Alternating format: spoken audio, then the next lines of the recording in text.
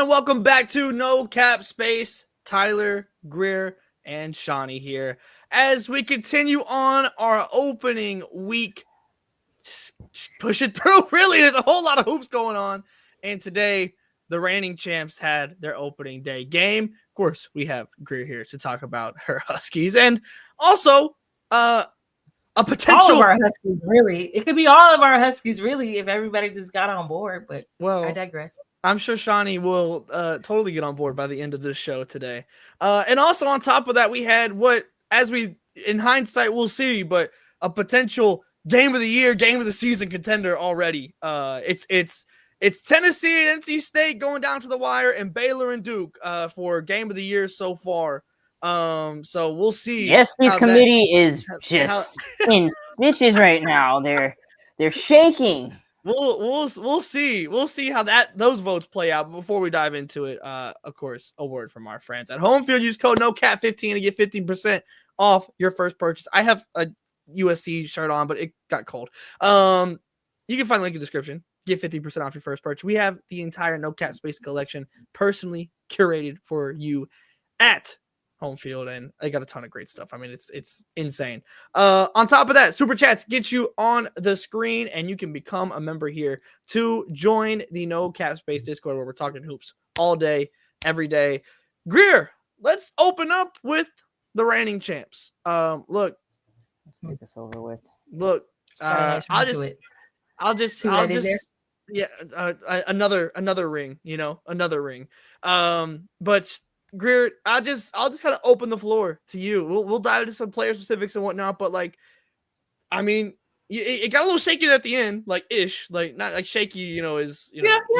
No, I mean, credit to Louisville, right? It was weird, But your thoughts, generally speaking, here on UConn's first game. My thoughts are Sarah Williams immediately making the passes that we know UConn bigs to make, right? And we actually just dropped an interview with Sarah Williams, a luxury tax episode that we recorded before the season started. And that was one of my main questions for her, right? Coming in, transferring from Wisconsin, where she was everything for that team.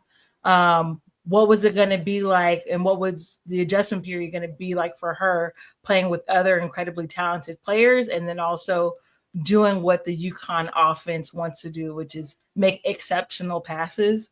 And she made one and got a 3 kick out to, I think, KK Arnold early in the game. And when I saw that, I was like, I've seen everything since the season. I've seen everything that I need to see, honestly. KK Arnold also answering massive questions, right? If I'm not mistaken, the only player on in our starting five not to be on one of the preseason watch lists for her position. Well, that was those are the type of receipts that you get to keep at UConn. That was a mistake. That's the standard receipt. Yeah. Showed how did Carolyn make? Hold on, because that Cheryl Miller list was giving me gas. For Carolyn to make it and not KK for her position, hold on now.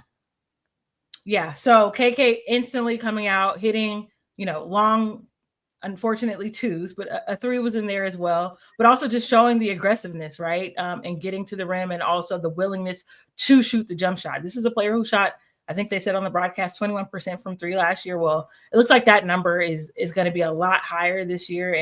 And she's going to be a player that teams cannot sag off of, right? Yeah. We already know that she has the blow by speed, but now adding the jumper is just cherry on top. And then, I mean, I haven't even gotten to the 2 best players, right? And AZ Fudd and Sarah Strong. AZ Fudd, off night, still 20 points. Off night, still had 20. They've set the standard of what I'm expecting to see kind of every night. And when the 3s are falling, night, honestly, right? And then, of course, Sarah Strong, I think the leading candidate for National Player of the Year. Yeah. Triple doubles are upon us, folks. Yeah, they're coming. Yeah, they're good. The only thing, just mastery, complete, just amazing feel for the game, right? Never looks sped up, never looks out of control. And Louisville tonight just didn't have an answer for her. And it seems as though there's going to be many a night where that is the case for lots of other teams across the country. She's just that special. Yeah. No, it's terrifying. Like, I mean, to put it frankly, like I don't know what the strategy is. Like, I literally put a tweet out and I was like, what would you give up to have your WNBA team be able to draft Sarah Strong? And like, there's a lot of people that would give up a lot of things, especially some of the GMs in the WNBA, if you could just guarantee that you get Sarah Strong on your roster. Because again, this is year 2. Like, there's still so much time before we even like get to those conversations, and the growth that she's gonna have by then is just, it's ridiculous. But yeah, I literally think the only thing that might be stopping her from triple doubles this year is not playing in the fourth quarter, because I think that's what the type of like beatdowns that they're going to be putting on teams. And look, I don't know what the strategy is, because where's the weakness for Sarah Strong? There's certain things she's better at than other things, but in terms of weakness, I don't really see it, man. I just don't. Shawnee, how are you feeling about UConn right now? As you know, one of their biggest ethical haters. They look pretty good and look pretty poised for another deep championship run. We'll see. Like, I feel like we can all agree on like Sarah Strong is her. Like, again, yeah. I will never stop saying it. I'm like that dude with the Page tweet, like the best 6th grader in the world. Like, no, like I was watching Sarah Strong in the Chick-fil-A tournament. I seen it. So it's like, I'm never gonna stop beating that drum that Sarah Strong is her. Like you said, it's just, you can't find a lot of holes in her game. She just plays at a level that's like, it's kind of terrifying that this is her sophomore season, because like you hear the broadcast and they're like comparing her to like Hall of Famers right now, and I'm like, I don't even feel weird like with y'all totally doing valid. That. Yeah, like like let's start the comparisons, like you know, and as we saw last year, like she definitely, like, you know, and she's actually gotten stronger from carrying Paige all season long. Like the back muscles are obviously like flexing. So this year, I feel like the team looks connected in a very like concerning way. Like those passes that everybody was making, like everybody is cutting and everybody knows where everybody's spots are already for it to be game 1. Like you don't have a lot of that rust that you kind of see in some other teams where it's like, oh, I see the vision, and once they get like, they look there already. So that's, you know, it's definitely concerning, but we packed that thing too. So it's like, you know, that's why you got to play the games, because Hannah Hidalgo's still on the horizon. So look, Hannah, big dog, I need one more from you. We packed that thing too, and now you're claiming Hannah Hidalgo. This is crazy, look. dog. Well, look, somebody duck smoked. I don't know which side it really was, but man, somebody duck smoked, and now we don't get this game again. I'm saying before y'all get to us, Hannah, big dog, you've been like, because I feel like we don't talk enough about Hannah's, and now I'm being serious. Like, I don't feel like we talked enough about Hannah's record against UConn and how great she was in those games and how she outplayed Paige consistently. Like, and this is credit to her as she kind of moves into this phase where she's like one of the big names in here. Like, that's something that I feel like kind of flew under the radar for obvious reasons, but like, that's why I'm here. So Hannah, look, the Russell Westbrook agenda, we got you. Russell Westbrook plays better against Kevin Durant. That doesn't bode well if we're being like, top 75. Oh, I'm sorry. I'm talking about one game. That's all I'm talking about. I'm talking about one game. But I'm just keeping it a beam. Like, I'm just talking about one game. You let that Lakers season poison you. That's what I'm saying. You hate fathers of 3. You hate strong fathers of 3. Blame LeBron. Like, what are we doing? But see how Kevin Durant or Russ plays against Kevin Durant, both sides of the ball. Hannah Hidalgo against UConn. I'm with it. I see the vision. But like, no, going back to it, Sarah Strong is just her. Like, Sarah, she's just her.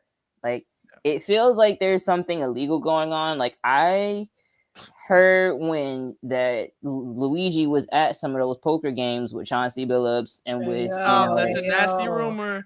This is a nasty rumor. This is a nasty rumor. Pablo, talk to me. This is a nasty rumor. This is not sourced. Nasty rumor. Pablo, I've got no. Pablo. DM me. No, I can't get to it right now, but DM me anyway. No. Your hacked Bitcoin account is just getting like Pablo DMs is insane. But yeah, no, it's gotten to a point like with again, like personally, like I'm on an individual level, I'm trying, and the fact that I'm saying this in year 2 is insane. But like I'm trying to not let myself feel like this is normal with Sarah Strong because she's been able to do it on a consistent basis. The pass, like she had like that one pass, and it was like a relatively simple one in kind of the grand scheme of things, but it was early in the game. I forget who was running the floor, but she had a bounce pass on the break. And I'm like, what bigs are doing that? Like that, and like that's not something that we have seen, frankly. Like it feels game breaking. It was to the other Sarah, if I'm not mistaken. Okay, yeah, I think that sounds right. And but like it was just perfect. Like you have a defender in between, like you could have thrown it over and like probably had like a similar result, maybe even been the better pass, frankly, just because Sarah Williams is tall. But like it didn't matter, it got there, and like that's like there's a level of like breaking the game and doing things that shouldn't compute that come to mind when you're watching Sarah Strong, and I don't want that to ever feel normal that this is happening, especially in year 2 for Sarah Strong, and like it's ridiculous. Yeah, go ahead. What I will say is Istanbululu. She was doing what she could out there. She was trying to make it happen. She was trying to make it difficult for her. But, ultimately Sarah Strong is inevitable. But shout out to Istanbululu. Yeah, I think you just wanted to say her name. Absolutely. I respect it. I respect it. I will be locked in to Louisville for Louisville Istanbululu alerts. So be prepared. Hell yeah. I want to talk about Louisville a little bit. I think the last point I want to make here on UConn before moving forward is that sometimes you can say this and it just end up not being true, but I truly think that this is going to be like the worst that UConn looks. Like I don't see like they're already at like such a high level. They shot 4 of 26 from 3 today.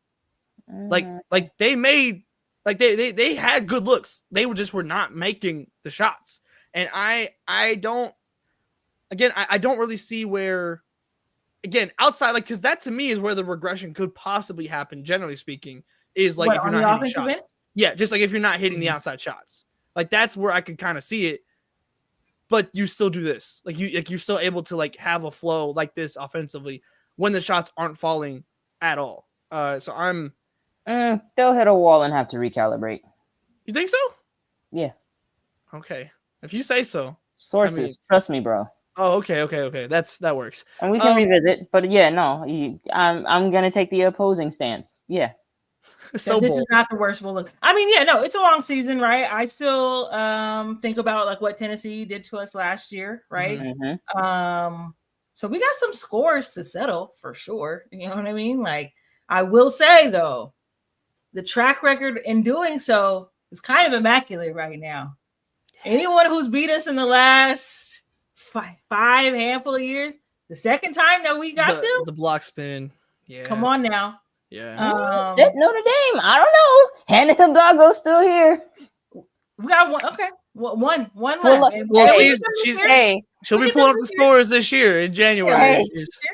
We might have to get another home field bet going on that one. You're just trying to stock up on UConn gear. You ain't slick. You ain't slick. You ain't slick. You're just trying to stock up on the UConn gear. And Hannah Hidalgo, I trust. To talk about Louisville though, because to me the ACC is very interesting because we talk about Hannah Hidalgo, but like in terms of like team expectations, like you have like the Big Ten, it's like okay, UCLA like should win this, like SEC, South Carolina or Texas should win this. The ACC doesn't really have that team. Like you have like probably 4 teams like that, like you could pretty confidently say okay, like this is a race. And I don't know if Louisville was like in that. When I think of that, I don't even know if they're in that, but obviously the first quarter was the first quarter, and that was not ideal by any means. Just you immediately find yourself down. But the rest of this game, like you were able to kind of claw your way back in a little bit. Like there was genuine things to take away from, especially a relatively young team, I might add. Like generally speaking, you still have a lot of sophomores now that were freshmen last year that played a lot of minutes that are now kind of getting into this role and playing in year 2 and having a similar level of responsibility. What did y'all think? Greer, I'll start with you from just a Louisville general perspective. Like, again, I obviously it got wicked quick and had to kind of dig your way out. But I thought there was a lot of just generally good things to take away from Louisville this year. Yeah, I mean, Jeff Walz has his team's fight. Yeah. You know, they don't give up. They added a couple transfers who I thought were incredibly impactful today. I forget the one young woman's name. She came from St. Joe's, but she balled today. I'm extremely optimistic. Really? Yeah. She played really, really well today. Yeah. Skylar Jones. Yeah. And then Skylar Jones, who transferred from Arizona. Yeah. It was like their sixth woman essentially today. Also played pretty well, all things considered. So there's definitely like things that they can build off of. And I think it's like pretty clear who should be getting a lot of the shots, like who is used to scoring, who knows how to score, who knows how to get to where they like to score too. I think that's also like half the battle sometimes. But yeah, if you told me that Louisville is contending with, you know, Notre Dame, NC State, I don't believe it. When he said 4, I was like, yeah. like, look, you know, but I mean, I don't know. I got to see Stanford play too, obviously, but I might be ready to put the card ahead of the Blue Devils too.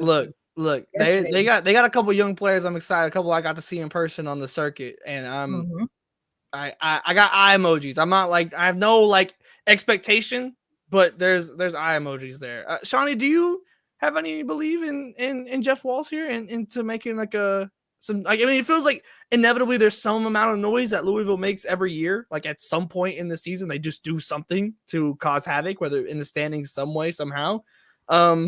Is, from what you saw today, is this a team that you feel like can go and do that? Oh, I'm sorry. Was that for me? No, I was for me. I'm mulling. Nothing really jumped out besides Istanbululu for obvious reasons, but it's like they probably will, because again, that's just a Jeff Walz thing. He lives to piss me off, so it's like he's gonna do something. But it's just like, if I can't really, especially watching like NC State play, I'm kind of like, there's levels to this. Sure. So I'm like, you know, yes, you fought hard, but I feel like UConn also took their foot off the gas, and Louisville, to their credit, took advantage of them taking their foot off the gas, cut it to a 10-point game. If y'all had gotten upset, I guess we'll never know. But like, yeah, that was almost the best night of the week so far. But yeah, I'm like, and then even when you look at the box score, it's like, okay, but like nobody really, like, people did well, people stood out, but it's nobody that I'm like, ooh, I gotta watch this for the rest. Like, sure, yeah, you tell me later on that they did it, I'm like, yeah, I believe it, because again, that's the Jeff Walz way. But right now, I'm not particularly moved. Yeah, I think that's fair. I think my general, like, whatever amount of optimism I do have going forward is both because I don't see, again, like that team in the ACC. I mean, NC State, which we're about to talk about, might end up being that team based on what we saw today. But like, you see all the way Duke came out. Obviously, the expectations for Notre Dame are not at like the program standard, just from a preseason perspective, projecting ahead. And it's Jeff Walz, and he always ends up doing so. Like, that's really, it's more that I don't see the ACC being very strong, and I understand what Jeff Walz has done in the past, which is where most of my like, oh, it could, you know, and I'm not predicting that they're going to, but like, it could, you know, that's really where that is like rooted technically in. By the definition of conference contender, like, yeah, they gotta fit it. Yeah. So I can see that, but I'm also kind of like, I'm with you. I'm generally with you there, but yes, UConn opened up the season again. It got a little shaky there towards the end, but ultimately, like, I mean, we see why UConn is number one, and like, and the talent that is there, and again, on a game that I didn't think they played their best basketball by any means, on top of also showing some things that are very impressive. But I want to talk about this NC State Tennessee game, y'all, because goodness gracious, cinema. Yeah, can't rolling. I felt like Shaq. I mean, wow, this was a game where I think there was maybe one whistle the entire first quarter. Like it was absolutely everybody was tired. Us watching them playing, Kim and Wes coaching. Popeyes, Popeyes lady mean. Instant. No, actually, no, like literally, like hands on knee, like it was bad. It was bad. But to me, like this is one of those games where like obviously Tennessee loses, they lose 80-77, but I left feeling better about both teams, I think, than maybe where I came in at, especially NC State, 100% NC State. Look, this isn't news to us because we just had her on the show, but Camille Pierre is very, very good at basketball, like insanely good at basketball, and immediately made an impact. 21 points, 14 rebounds, 3 steals. I mean, just doing Camille Pierre things. And obviously this is a year that very easily, understandably, could have been a rebuild year for NC State. You lose Sanaya Rivers, you lose Isaiah James, both graduating, going to the W. It doesn't feel like that's where we're standing with NC State. Greer, I'll throw it to you first. Just we'll go to the winners, then we'll head over to Tennessee after. But your general thoughts on NC State? I really like their team. They've got 3 guards who, well, let's say 2.5, who are capable scoring.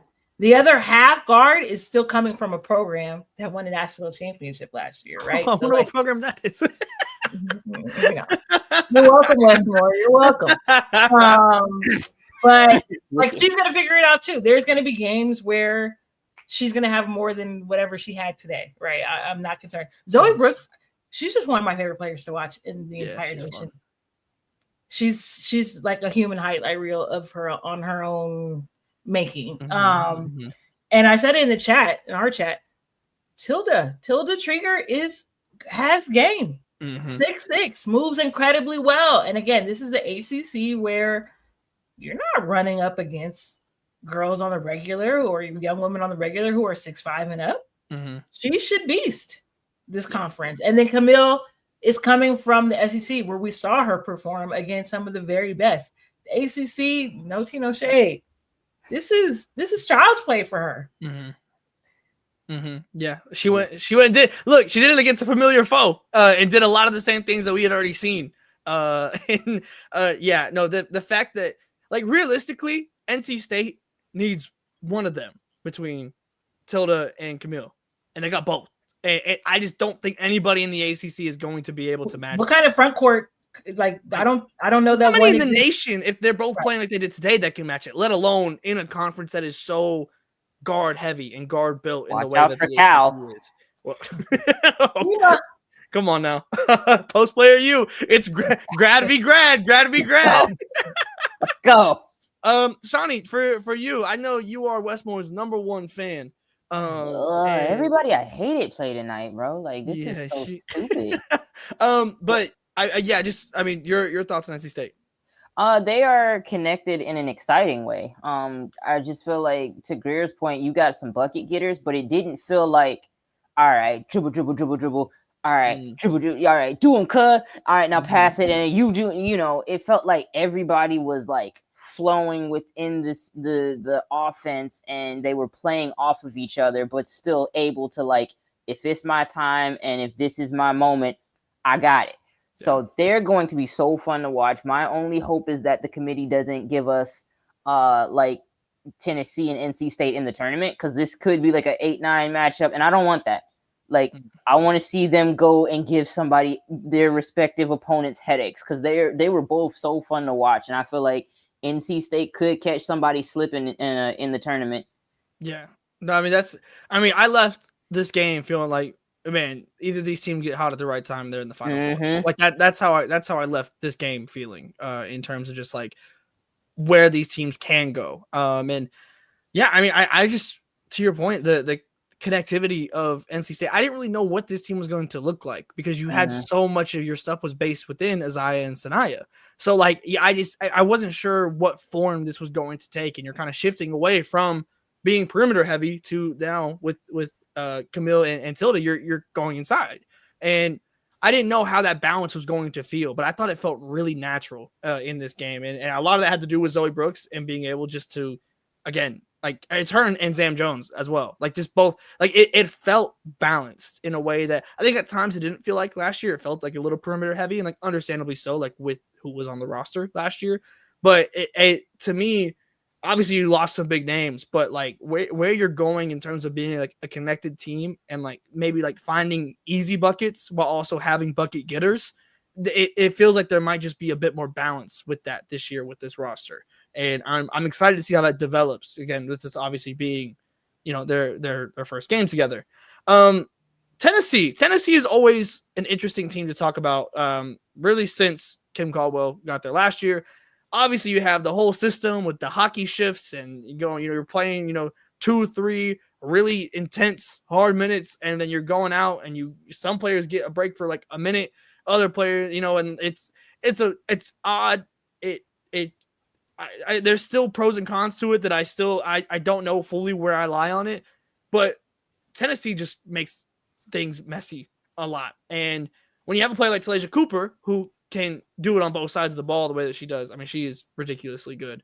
Your thoughts, Greer? I'll throw it to you. Tennessee, like, again, this was very much a game of runs. Like when they looked good, like they looked fantastic. But then there was other times where NC State will go on one of their runs and it flipped kind of the other way. So like, where are you kind of landing right now with Tennessee from this? This is where like I understand why they played the way that they did last year with the constant subbing. Mm-hmm. But this year I don't know if that's the right like approach to take with this year, right? Talaysia Cooper, wow, like an incredible game, honestly. Yeah. Definitely like their most dependable player. Yeah. But you also got like Jersey Wolfenbarger on this team, Alyssa Latham, Janiah Barker. Like these are players who have been playing college basketball for a very long time, have tons of experience, but didn't give you much today. And you've got to get more from your like more established players, in my opinion.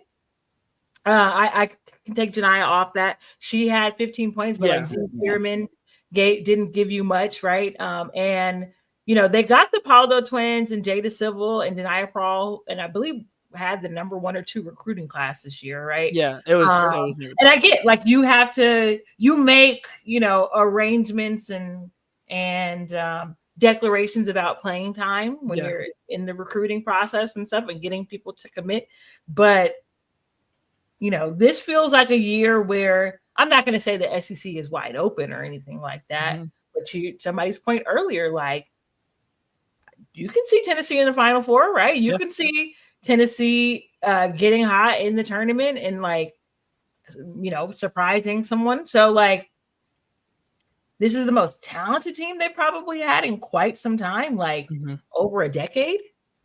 Yeah.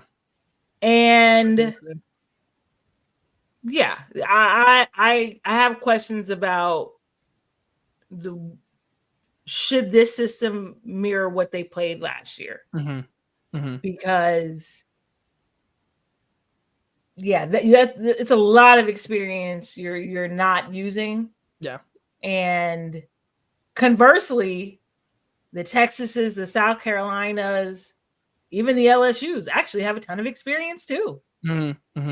Yeah, no, it's like everyone. You're also not catching anybody slipping this year. Everybody knows what's up with you again. Yes. So it's like, to your point, you don't want to like disrupt your own rhythm. You're trying to disrupt their rhythm with these like, oh, we're gonna keep changing. It's like, I don't hear nobody but you. We see you. All right, cool.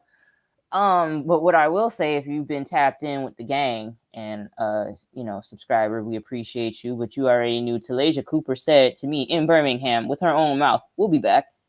And I don't see that out of the realm of possibility, because you have, like Greer said, you have established players. You have there was a hunger there. That's, I think, one of the things that I'm seeing. Like, it's kind of a rebuild per se. But it's like they're not playing like that. They play like they know they're at Tennessee. Like they play like they know that statue watching. So, when you have that, I feel like getting back to the culture of what Tennessee was is important, especially when you have that very talented class coming in next year and, establishing that and really like playing like who you are. That's big. They got to work on that late game execution, because everybody had that Kelly Harper face at the end, and I was like, oh my gosh, bro. Yeah. So, I mean, like, it'll be growing pains like that, but it's like, if you have that type of experience on the floor, that shouldn't be happening. If you have consistent, lineups and people getting that chemistry, that shouldn't happen. Because it's like, you come in, the stuff changes, but like you on the court, like what's going on. You've been on the court the whole time.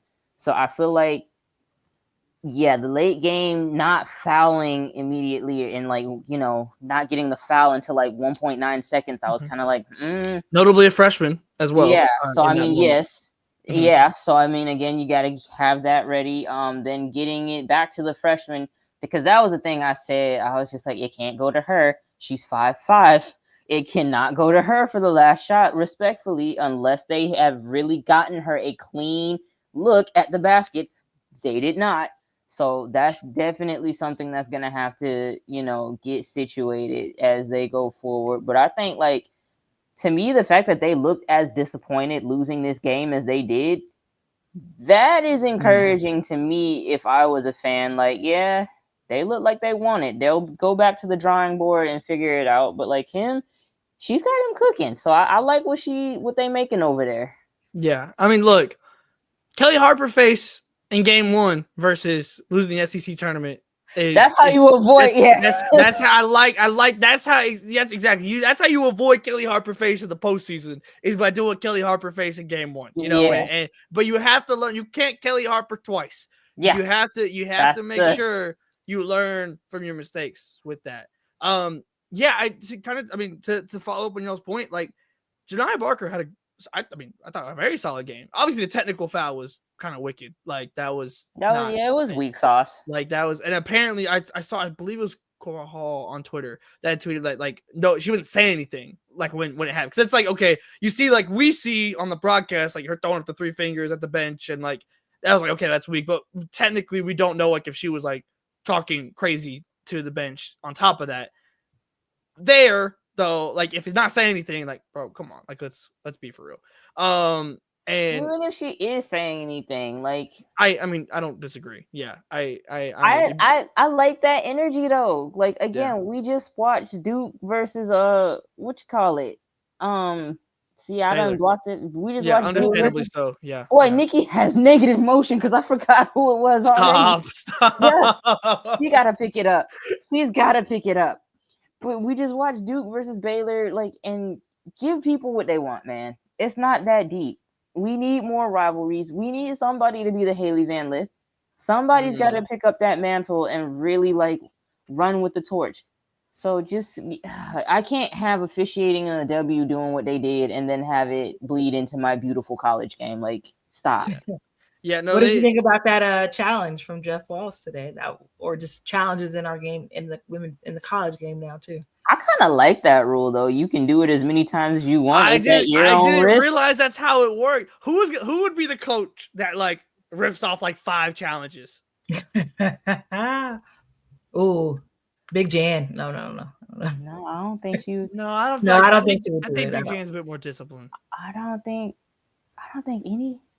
Like, surely not. You would think. I feel like Coach Yo might try and dip her toe in the water and be like, I can't get 3 in a row wrong. Like, ain't no way. There's no way. I'm gonna challenge this one too. And see, like, there's no way you're gonna call me for 3 in a row. Yeah. So this is when you meet Kenny Atkinson in women's college basketball. Yeah. That's just some awful. That's incredible. Yeah, no, I can't wait. Like those, like that's my favorite subplot of the entire season already is the challenges. We did get a super chat though here. Alexis P, appreciate you. I saw you drop 2, so thank you for the 10. On my way to the USC game, and I can't wait to see how they handle Pierre and Trigger this Sunday. Look, Shiny's gonna have boots on the ground there at Allied tip-off. See you there. We'll be boots on the ground, letting you know how it goes and having thoughts on it. On your way to the USC game, though, yeah, I'm excited to see Jazzy Davidson. I'm very excited to see Kennedy Smith. But goodness, I don't know the answer to that. Like they don't have any size. Wrong.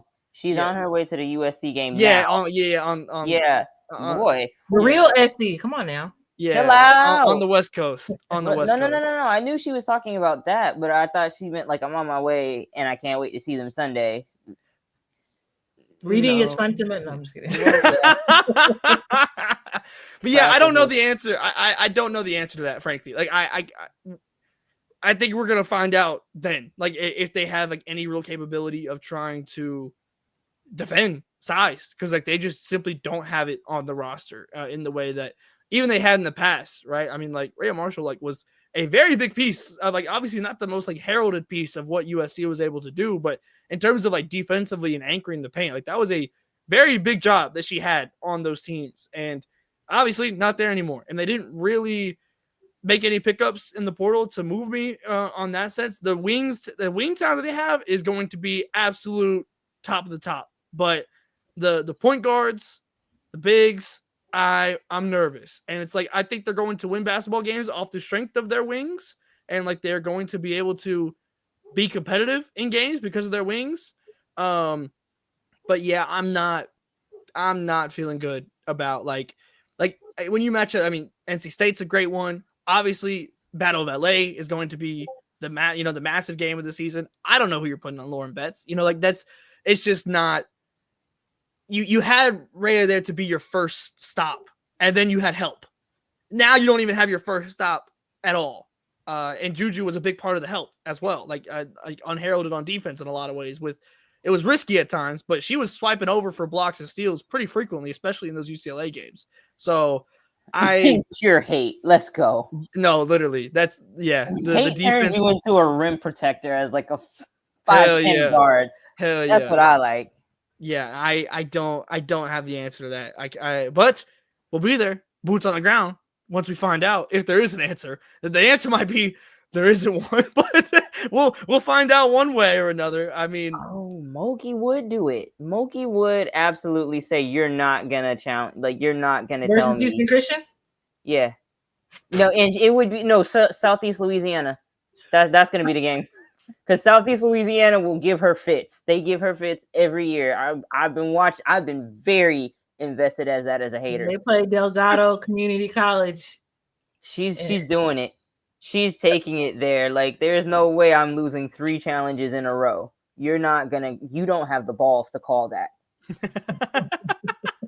Yeah, I think if in terms of like having like the goal to do it, like you got to have a certain level like respect to already be able to do that. And like Kim, I think is one of the like that has the respect and the goal to do it. There's not many that you have that intersection, but Kim is right there in the middle of it. And because here's how it's gonna play out. She's gonna break a heel, and that's how she's gonna get the timeout. She's gonna be on the court stomping. I was about to say how far onto the court does she get? That's far enough for it to be stoppage and be like, "Hey, we're warning you, get off the court." And while she's backing up and her assistants are helping her, she's calling. Telling her and Flage have the telepath. She's gonna Jason Kidd it. Basically, she's gonna lose 2 timeouts. She's gonna have a Jason Kidd moment and figure out how to get her team situated and call that play. Now, whether or not they understand it, because Simone Augustus on the sidelines. Yeah, like what I do? She smacking clipboards and who knows. Yeah, I am. Like I said, we'll see. I'm ready for. That's probably my favorite subplot of the entire season is going to be the challenges. Like that's going to be. My waterpad is going. She's smacking it. It shatters. Now we got to clean up all the clips. What are you doing? What is this? Possibilities. My brain is whirring now. Well, they have just not just tipped off. They're in the second quarter now against Houston Christian. Malaysia Wiley coming off the bench. Okay, and I don't understand it. I don't coming off the bench. Folks, I don't get it. I don't understand the move. That's interesting. Lord. I don't. Starting notably, just to the player that you would expect her to be starting over is Jada Richard, a 5'7" sophomore.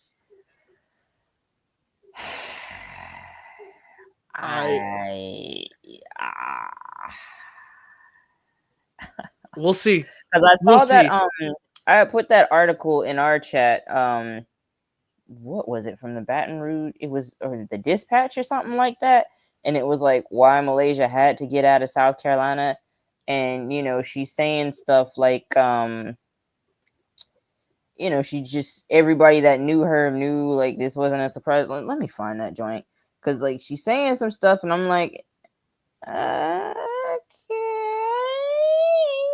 yeah, a chance to show WNBA scouts she can play point guard, a distraction-free environment that she could tailor solely to her development as a basketball player, a new place that could strip away everything. The Advocate was the news site. Reed Darcy had tweeted it, and I'm like, you wanted to show you could play point guard, so you went to LSU to play point guard. Yeah. And now you're coming off the bench, and I don't even know if you playing point guard. Like there's something. Let's give it time. Let's give it time. Give it time. I also think like probably I've been there before. Probably just wanted to live in a place different than Columbia, South Carolina. Too. And that's the part where I'm like, if you like, I grew up here. I wanted to get out of here for college. I left. So, yeah, Violation, that's a good idea. So if that's the reason, like I've been here, I need to spread my wings and like actually go do something else. I fully understand that. It's just all the other stuff it turns into like, then why here? If that's really what it is, then why here? Like, I don't know, man. Because at least have something where like you are actually playing point guard and you are actually like, like Sakima went to be the premier, and this is like all jokes aside, like she went to be the player. Like Cal had pieces and they was doing their thing. They have a good coach and what have you, and now they have Sakima who is unlocked, playing. And she's getting a double-double now. Her first double-double of her career.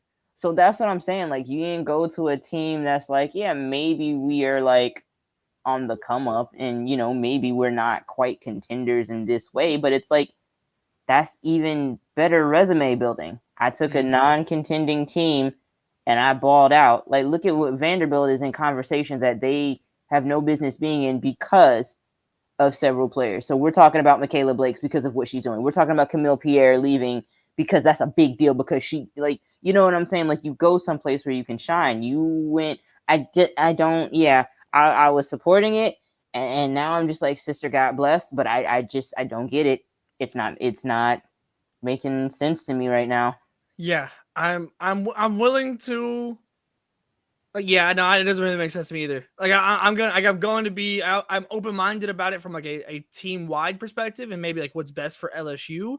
But in terms of like what I would think Malaysia is looking to go improve, it doesn't line up. And obviously, we don't have the full insight on that, but But that's what. Really so when we first made the emergency video after it, we was like, they could do the NC State 3-guard rotation and have the 3-headed monster coming off, and now she's coming off the bench. So now I'm like, yeah, it's not the form that I expected it to take. Yeah, like now it's really. I was like, this isn't the best fit that I would have said, but I can still see the vision and get on board based on X, Y, and Z. And now X, Y, and Z is not happening. So I'm like, God bless. Yeah. No, I'm open-minded again from a team perspective for LSU in terms of like how the rotations work and everything. But yeah, I not what I anticipated, and we'll see as games continue. I do want to bring up the super chat here. More. Love your friend Joe. Team/player that you think will surprise us. Thank you for the forward, Joe. I'll bat lead off here. I think to me, not like the most surprising team because they are ranked, so like it's not like the most like underground team. I just think Oklahoma State actually like has a level of stability that most teams don't have, frankly. While also bringing in players that are complementary players. Like they just had their first game against New Orleans. Staley Hurd is one of the most underrated players in the entire country. And now you surrounded her with shooters, and those shooters dropped 24 and 18. And there hasn't been many games where like Oklahoma State was good in the Big 12 last year. Like they were one of like the top 3 or 4 finishers in the Big 12. But ultimately, Staley Hurd had to do a lot of that. And obviously it's just New Orleans, so you're not jumping off a cliff or anything with it. But like to be able to go and win 109-48 and not have to see that from Staley Hurd feels good. And they're just a team that again, in a Big 12 that is kind of similar to me in the ACC. It's different, but the same in terms of like, I think you have like 4 teams that can kind of be slotted into like the same level of contention, where teams can kind of break out of that, as the season goes on. But Oklahoma State is in that to me.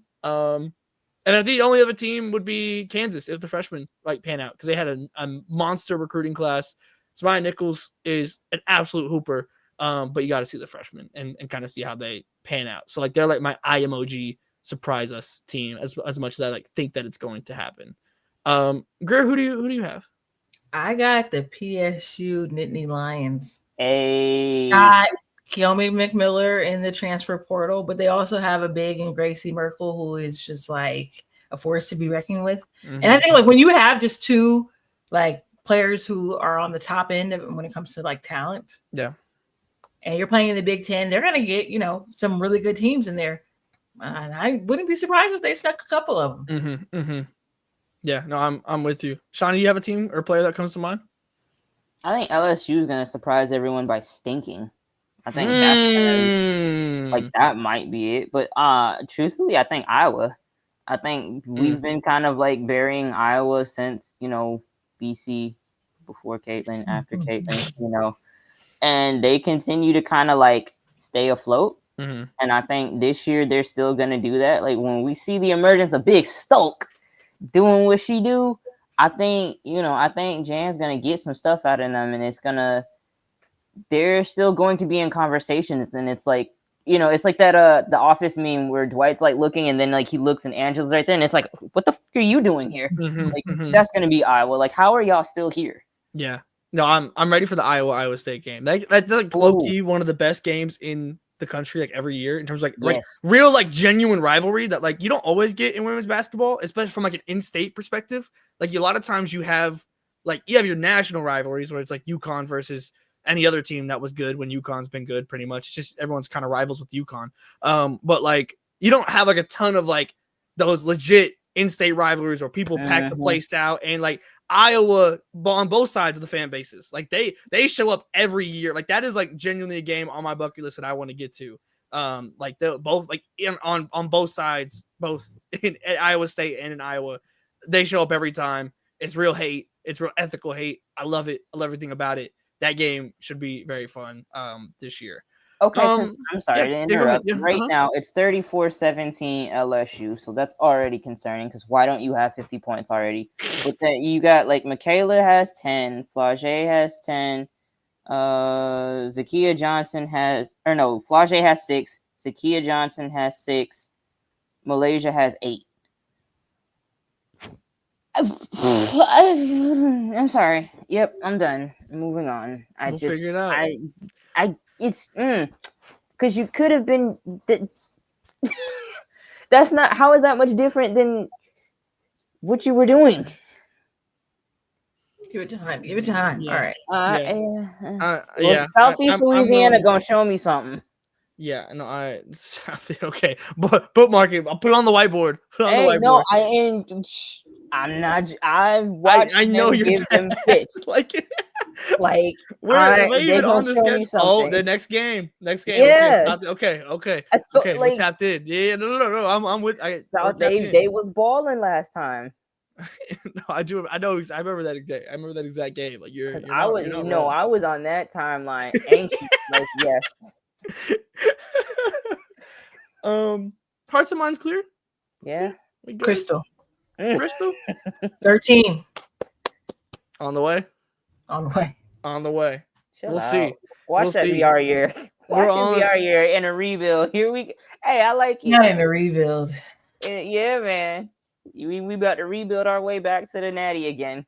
Yeah, you're forgetting about the Sooners. hey, if that's the lick back. Aaliyah Chavez. Because everyone's hate watching for some reason. Please leave me alone. Like I didn't ask for this. Like no, and I saw that and I was like, no, what'd you say that for? I don't know. I think they're generations below us for some reason. Because I was like, what?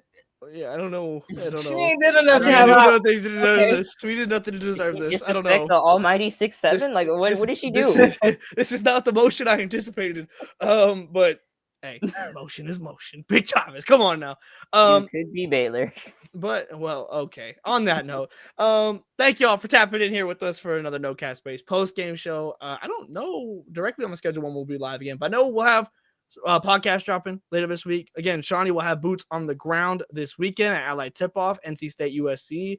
Could it be the coming out party of Jazzy Davidson that we've been waiting for? Could it be another chance for NC State to truly solidify that they are a legit contender this year? That is what we are excited to see this weekend. And again, Shawnee will have boots on the ground to break it all down.